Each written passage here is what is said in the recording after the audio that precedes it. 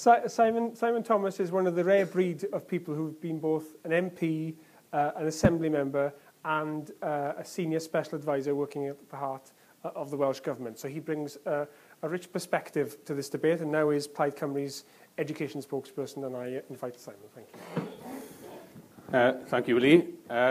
All those things, but also bold. Thank you for the opportunity to take part in this very timely debate, and thank you, IWA and Aberystwyth University, for ensuring that it takes place. Now, it's very timely because only today we had the Institute for Fiscal Studies and the Sutton Trust study showing that the majority of undergraduates now at university will still be paying off their student loans well into their 40s and even 50s, with 3/4 of them being unable to clear their debt even after 30 years. This study also confirmed the size of student debt, now averaging at £44,000 of debts. That's about £2,500 per annum of debt servicing, which graduates would have to find in a currently depressed job market for everyone. There is, of course, perhaps a perverse incentive into not improving your job prospects to the degree by which you will start to repay quite heavily. Now, this study only adds to the Westminster Government's own most recent assessment that the tuition fee loan system is fast approaching the point at which the policy of tripling tuition fees to £9,000 will bring no return whatsoever to the Treasury. The write-off figure is rapidly approaching the 46.8% mark, estimated by economists to be the threshold at which the government will actually start to lose money it would have saved by keeping the old tuition fee system. The official forecast, confirmed by David Willits, is now at 45% of the £10 billion of student loans made available each year. In 2010, before the introduction of the tripling of fees, the estimate was 28%.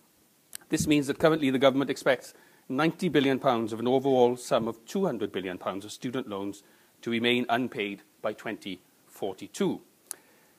In this crazy, distorted view of the true value of higher education, the proposal to lift the current cap on tuition fees would be, in the words of David Bowie, like putting out fire with gasoline.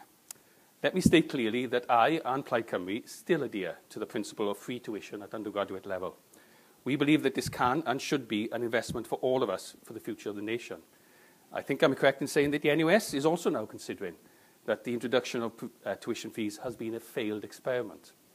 The Liberal Democrats, who opposed tuition fees in principle in the 2004, at the time that the legislation went through Parliament, and indeed continue to oppose it until the time that over half their MPs became coalition government ministers, have now abandoned any pretence here in Wales of supporting free tuition. To me, this is another example of what David Marquand called recently in the New Statesman, whoring after the false gods of Orange Book market fundamentalism. To be fair, it's not just the Liberal Democrats that do that. The HE sector as a whole and many elements in other parties have also worshipped at the same altar. This pattern of vacillation by various groups and parties shows why it is vital to have a cool, long, hard look at funding for higher education. I called for such a cross-party examination last summer, so I was pleased when the Diamond Review was established. I've had to fight to ensure it did break over the period of the next Assembly elections, so that all political parties would have to state their principles and views to the electorate, and so the Welsh Government could not hide behind yet another review and refuse to set out its stall. Having secured that agreement, Plaid Cymru will now work with the Diamond Review and all other parties to try and agree a way forward. Now, I do recognise that in the current constitutional arrangements and in the cross-border flow of students, Wales cannot have a tuition fee-free system. We have, in our own consultation on this, estimated that the cost would be an extra £336 million per annum.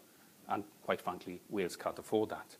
So the practical question is how we use the resources we have to both cushion the impact of tuition fees for students as a whole, how any system promotes social justice and equal access, how we ensure adequate funding for HE institutions in Wales, including for high-cost courses and research, and how we build in values and principles of public investment and public money. It's curious to me that when this was introduced, and I was a Member of Parliament, most Vice-Chancellors in Wales at the time opposed the introduction of tuition fees. I know that's not the case now, but it was the case 10 years ago. And Vice-Chancellors have certainly not complained less to me over those 10 years about the access to funding that they have. Indeed, they claim that they have less funding than they had then. So in doing this, I think we have to be clear about some things. Firstly, Student loans are in no way a kind of graduation tax.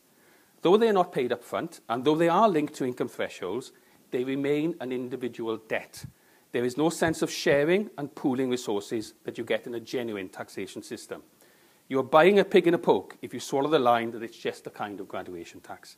The same pig in a poke that a change in pension annuities is trying to sell.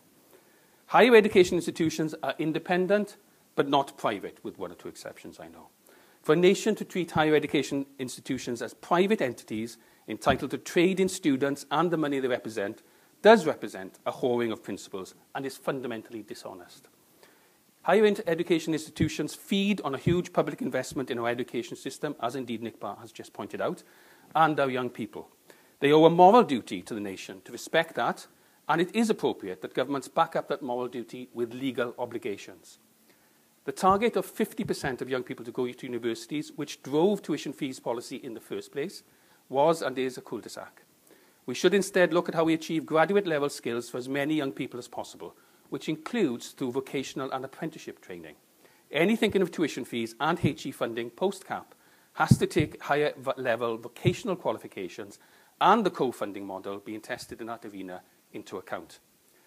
Now, I was an MP at the time that this was introduced and sat indeed on the committee that considered the higher education bill at the time. And that was exactly 10 years ago, January 2004. At the time, I stated several things. I'll give you some of those quotes. The cap will not keep tuition fees down, I said. It will not work. And capping variable fees is rather like trying to be a little bit pregnant. It will grow out of all proportion and all size. The principle has been yielded, and the principle will out. In 15 years of politics, I haven't got everything right. This one I did.